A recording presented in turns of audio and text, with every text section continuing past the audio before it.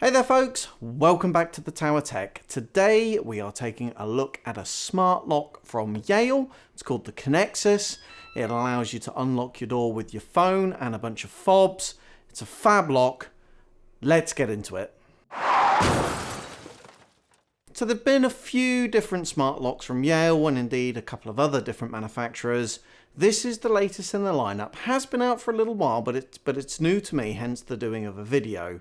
It comes in a pretty substantial and hefty box, but actually once you get into it, the packaging's relatively simple given it actually includes lots of different fittings. It's capable of supporting a few different types of doors and many different widths. It's got all the bits and pieces you need in the box to do that. Of course, supports handles on the left side and the right side as well. And given that I've never actually fitted a lock or a handle or anything like that before, I found the process relatively simple, and I have to say the instructions that are included in the box are actually pretty good.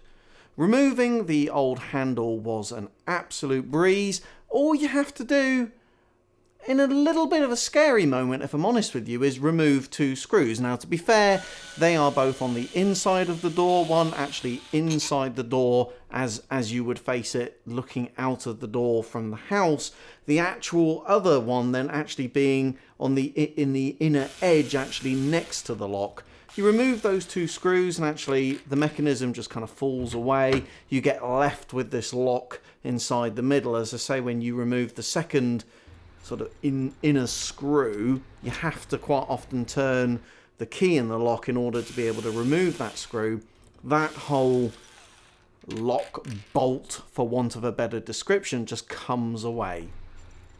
At this point, you've got a door with absolutely no handle on it. You need to measure the width of your door, and then that lets you select the right pack that you need to use. A few different packs included in the box.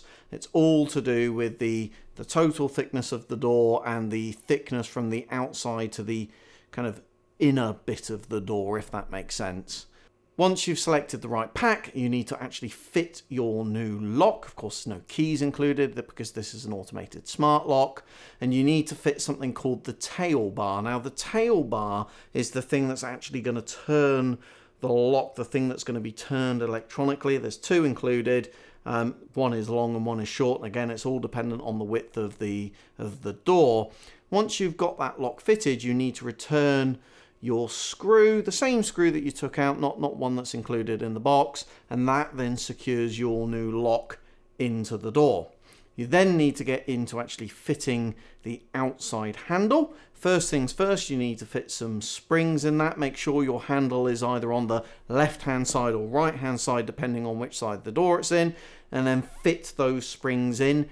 Do watch out, these things are greasy as hell. Not bad for your skin, but they are very greasy. And then you actually need to fit the outside lock on your door. That's relatively straightforward to do, albeit you have got a control cable that you do need to be very careful with. It's a little bit brittle. It does include like a plastic straw, effectively, that allows you to thread that through the lock. Once you've done that, it's actually time to attach an internal retention bracket. It's a little bit fiddly at this point. You do need to make sure that the outside lock and that retention bracket are squared off to the edge of the door, using a tape measure to make sure the innermost part of the door is the same distance from both the bracket and the lock at the top and the bottom to make sure that that's all squared off. Once those are all lined up and square, you need to fit the inner handle, which requires you to connect that control cable that we threaded through the door to it. Once you actually start to push that door handle back onto the door, it is a little bit fiddly. Be careful with that cable. I can envisage breakages, and then you really are going to have an expensive ornament and paperweight on your hands. Once you've got that all lined up, there are some screws inside some removable flaps. One's under the battery cover, one's at the top. You need to screw those down, and that actually screws and knits the entire unit together, at which point it's going to be relatively solid. There are some test things that you need to do with the mechanism before you start using the lock to make sure that the door opens, locks, and then reopens. Once you've done all that, fit the batteries. You then need to repeat a lot of those checks. There are some confirmation beeps that take place. There's a sequence that's set out in the instructions, if you read it carefully, that make sure that your mechanism, the electronics and all of that are all working properly. There'd be nothing worse than shutting your door, locking your door and not being able to unlock it again. Of course, you can't remove the lock if you can't open the door, so you would be in a bit of a world of pain.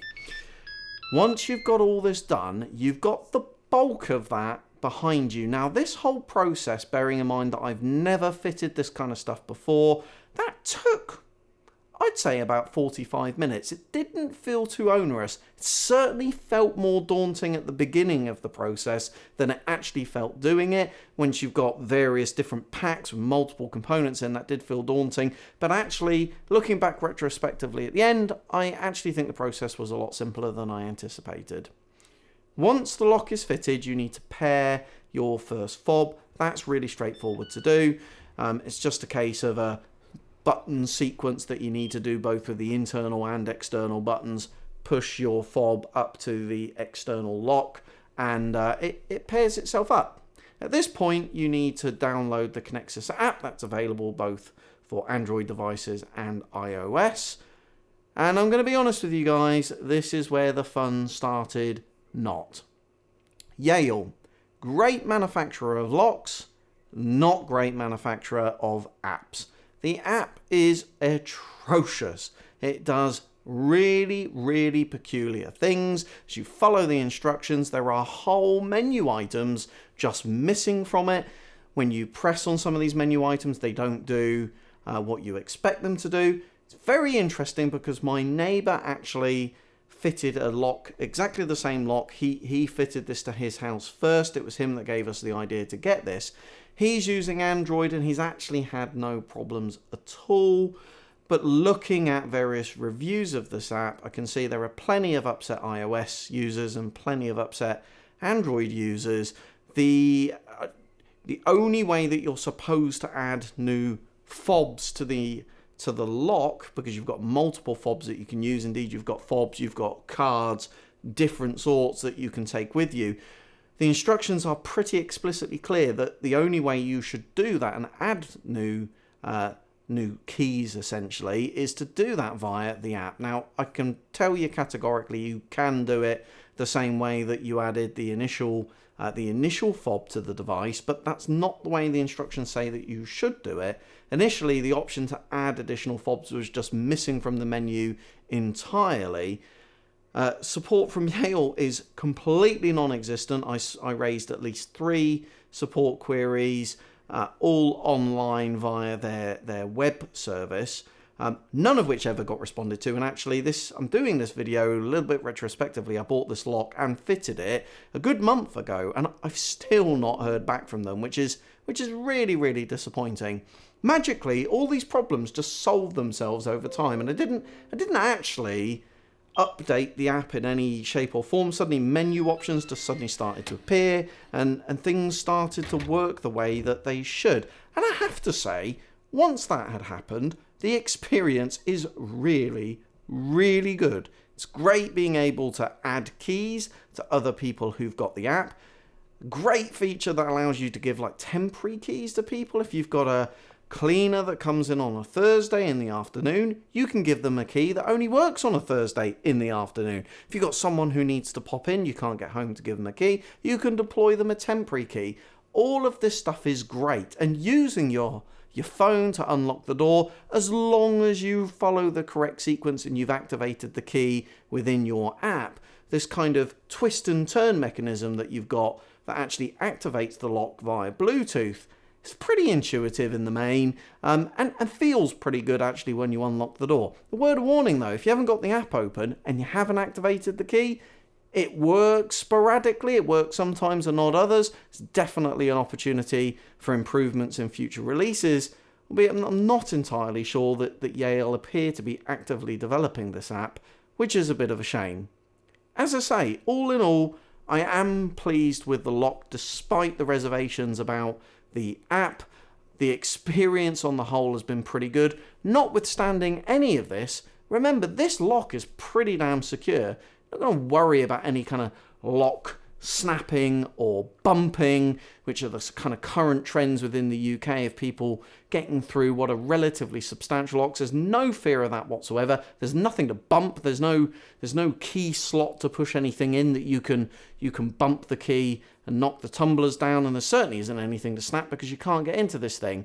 It also has a tamper alarm on there, so if people start fiddling around with it, you absolutely are going to get your neighbours alerted to that. And if the batteries inside the unit fail, there's a couple of contacts on the outside of the device that you can push a 9-volt battery up in there so that you can still unlock your lock and get inside.